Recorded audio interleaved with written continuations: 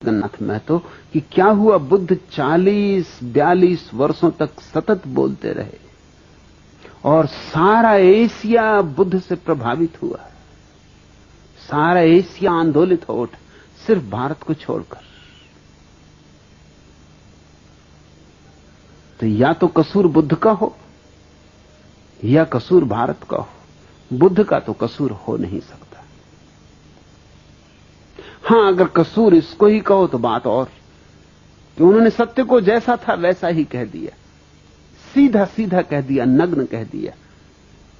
भारत के पांडित्य के वस्त्रों से न पहनाए, और मैं कहता हूं अच्छा किया कि न पहनाए।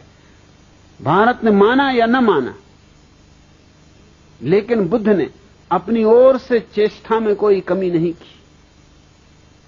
भारत को जगाने का जैसा अथक प्रयास बुद्ध ने किया, न उसके पहले किसी ने किया था, न उनके बाद किसी ने किया।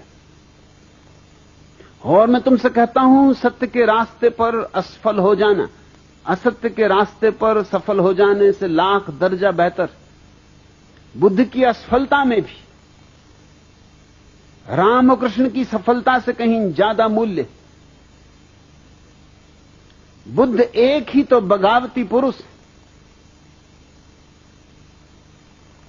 भारत के जीवन में अगर कहीं कोई नमक है तो वो बुद्ध के कारण, थोड़ा कुछ स्वाद है तो बुद्ध के कारण, नहीं तो भारत बिल्कुल बेस्वाद होता। क्यों बुद्ध को नहीं सुना जा सका? कई कारण हैं। पहला कारण तो भारत के पंडित हैं, पुरोहित हैं। उनका जाल पुराना है, कोई 10,000 साल पुराना है। और बुद्ध जैसा व्यक्ति जब भी कहीं पैदा होगा तो पंडित और पुरोहित उसके विपरीत खड़े हो जाएंगे, क्योंकि उसकी चोट उनके पूरे धंधे को ही तोड़ने लगती। उसकी चोट में उनकी मूर्तियां गिरने लगती, उनके मंदिर भूमिसात होने लगते, उसकी चोट में उनके शास्त्र उखड़ने लगते, उसकी चोट में लोग जागने लगते और देखने लगते कि पंडित तो केवल दुकानदार है, व्यवसायी, शोषक। उसकी मौजूदगी में साफ दिखाई पड़ने लगता है कि पंडित तो केवल बासी बातें दोहरा रहा है, तोते की तरह दोहरा रहा है। क्योंकि बुद्ध की मौजूदगी में तुलना हो सकती। पंडित बुद्ध जैसे व्यक्ति को क्षमा नहीं कर सकते, असंभव है। उनके न्यस्त स्वार्थ इसके विपरीत है। और दुनिया में पंडितों और पुरोहितों का इतना बड़ा जाल और इतना लंबा जाल और कहीं नहीं। ये भारत का दुर्भाग्य है कि यहां सारा जाल इतना प्राचीन हो चुका है कि उसे तोड़ना मुश्किल होता है। वो हमारे रग रेशे में समा गया है। कोई वेद के खिलाफ कुछ कहे, बस न तुमने वेद देखा है, न तुमने वेद पढ़ा है, न वेद से तुम्हें कुछ लेना देना, लेकिन कोई वेद के खिलाफ कुछ कहे, बस झगड़ा खड़ा हुआ। तुम सुनने को राजी नहीं। भारत में आज भी लोग कहे चले जाते हैं कि वेद ईश्वरीय, ईश्वर ने रचा है। बड़ी हैरानी की बात मालूम पड़ती। पढ़े लिखे लोग, सुशिक्षित लोग, विश्वविद्यालयों में पढ़ाने वाले लोग भी यही मूर्खतापूर्ण बात कहते हैं कि वेद ईश्वर ने रचा है। और जरा वेद को कहीं से भी तो उलट कर देख लो तो तुम्हें साफ हो जाएगा कि ये बातें ईश्वर ने कैसी रची होंगी। हर वेद की ऋचाओं का जो अध्याय है उसके पहले ही ऋषि का नाम दिया हुआ है कि किस ऋषि के ये सूत्र हैं। और उन सूत्रों से जाहिर होता है कि वो मनुष्यों के रचे हुए। कोई ब्राह्मण कह रहा है कि इस साल हे इंद्र देवता मेरे खेत में अच्छी तरह वर्षा करना, मैं खूब दान दक्षिणा दूंगा, यज्ञ करूंगा, तुम्हें खूब सोमरस पिलाऊंगा। अब जरा सोचो, क्या ये भगवान लिखेगा? भगवान का खेत और मेरे खेत में वर्षा ठीक से कर देना, ये तो किसी आदमी की ही बात हो सकती है। ये तो इतनी साफ है कि किसी बच्चे को भी समझाने की जरूरत नहीं। और मामला यहीं खत्म नहीं होता। मेरे खेत में ज्यादा वर्षा करना और पड़ोसी के खेत में वर्षा हो ही ना, तो चढ़ोतरी खूब चढ़ाऊंगा। ये तो और भी बात बिगड़ गई। ये तो मानवीय भी ना रही, अमानवीय हो गई। और मेरी गऊओं के थन में दूध बढ़ जाए और पड़ोसी की गऊओं के थन का दूध बिल्कुल सूख ही जाए, ये ईश्वर कहेगा? ईश्वर का कौन पड़ोसी? सब गऊएं उसकी, सबे भूमि गोपाल की, सारी भूमि उसकी। कौन सी मेरी और कौन सी तेरी? वहां भी मेरा तेरा चल रहा है। तो बुद्ध ने यही कहा कि वेद कोई ईश्वरी शास्त्र नहीं है, कोई शास्त्र ईश्वरी नहीं, सब शास्त्र आदमियों ने रचे। और आदमियों में कई तरह के आदमी, कुछ तो आरिफों ने रचे हैं, जिन्होंने जाना शायद वहां कुछ सत्य की दूर की ध्वनि सुनाई भी पड़ जाए, मगर ये गऊओं के थनों में दूध बढ़ जाए इसकी प्रार्थना करने वाले लोग आरिफ नहीं हो सकते। ये मेरे खेत में ज्यादा वर्षा हो जाए और पड़ोसी के खेत में ज्यादा वर्षा ना हो, ये आरिफ नहीं हो सकते। बुल्ले शाह ऐसी प्रार्थना नहीं कर सकता, कबीर ऐसी प्रार्थना नहीं कर सकते, बुद्ध ऐसी प्रार्थना नहीं कर सकते। बुद्ध ने तो अपने शिष्यों को कहा कि तुम जब ध्यान करो और ध्यान में जब तुम आनंदित हो उठो, तो ध्यान की पूर्णाहुति हमेशा इस बात से करना कि मेरे ध्यान से जो भी आनंद मुझे मिला है समस्त प्राणियों में बढ़ जाए, समस्त प्राणियों में बेशर्त बढ़ जाए, मेरा ही न रह जाए। क्योंकि जो मेरा रहेगा तो मर जाएगा और जो सब में बढ़ गया तो बच जाएगा। बांटने से बढ़ता है, रोकने से घटता है। एक आदमी ने बुद्ध से जाके कहा था कि आप कहते हैं तो करूंगा,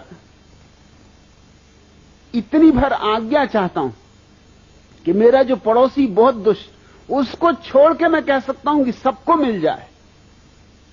मुझे जो आनंद मिल रहा है ध्यान से, पड़ोसी को छोड़ के सारे जगत को मिल जाए, पशुओं को, पक्षियों को, पौधों को, पहाड़ों को, जिसको कहो, मगर ये मुझसे ना हो सकेगा कि इस दुष्ट को मिल जाए, इसको भर छोड़ने की आज्ञा दे दें। बुद्ध ने कहा उसके छोड़ने में ही सब गड़बड़ हो जाएगी, क्योंकि मैं वही मन तो बदलना चाहता हूं जो दोस्ती और दुश्मनी की भाषा में सोचता है, जो अपने और पराये की भाषा में सोचता है, जो मैं और तू के भेद में सोचता है। उस पड़ोसी को तो पहले मिले, फिर और सबको मिले, ऐसा तू ध्यान करना। ध्यान जब आए और आनंद जगे तो कहना पहले मेरे पड़ोसी को मिल जाए और फिर सबको। पड़ोसी को पहले मिलनी चाहिए, पड़ोसी है, तेरे से आनंद की धारा बहेगी तो पहले तो उसी को छुएगी, फिर औरों को छुएगी, फिर दूर चांद तारों को छुएगी। और तू कहता पड़ोसी को ही ना मिले, तो फिर धारा बहेगी ही कैसे? यहीं अड़चन आ जाएगी, यहीं पत्थर पड़ जाएगा। वेद ने जो कुछ कहा है वो आदमी की कामनाएं हैं, आदमी की वासनाएं। बुद्ध ने कहा कि वेद मनुष्य कृत है, और वो भी बहुत साधारण मनुष्यों द्वारा निर्मित है, जिनकी कोई महत्वपूर्ण बातें भी नहीं। कहीं कभार भूल चूक से कोई वेद में सूत्र मिल जाता है जो प्रशंसा के योग्य है, 1%, इससे ज्यादा नहीं। 99% तो कूड़ा कचरा है। इस बात को सुनते ही पंडित नाराज हो गए, और पंडितों का पूरा जो आयोजन था सारे जगत को ग्रसित किए हुए, उसने बुद्ध के खिलाफ जिहाद छेड़ दी। इसलिए बुद्ध को सुना नहीं जा सका, शायद मुझे भी नहीं सुना जा सकेगा। कोशिश करूंगा, कोशिश कर रहा हूं, मगर मुझे इसकी बहुत फिक्र भी नहीं, और बुद्ध को भी इसकी बहुत फिक्र थी, ऐसा मत मानना। जो सुन सकते हैं वो सुन लेंगे, जिनके काम का है उन्हें मिल जाएगा, जिनके पास थोड़ी बुद्धिमत्ता है वे पी लेंगे। और बुद्धुओं के लिए क्या किया जा सकता है? फिर वो भारतीय हो या गैर भारतीय हो, बुद्धू तो बुद्धू। और इस देश में बुद्धुओं की लंबी परंपरा है, लंबी श्रृंखला है। भारत जैसे मरना ही भूल गया है, और चूंकि मरना भूल गया इसलिए लाशें रह गई। मरना भूल गया इसलिए पुनरुज्जीवित होना भी भूल गया। बूढ़ों को मरना चाहिए ताकि बच्चे जी सकें। इस देश में बूढ़े जिंदा हैं, इसलिए बच्चे तो पैदा ही नहीं हो पाते, या होते हैं तो बूढ़े ही पैदा होते।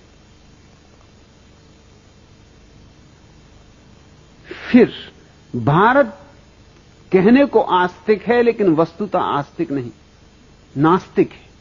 क्योंकि तुम्हारा सारा धर्म नकार पर खड़ा है। यह छोड़ो, यह छोड़ो, यह छोड़ो, यह नकार है। संसार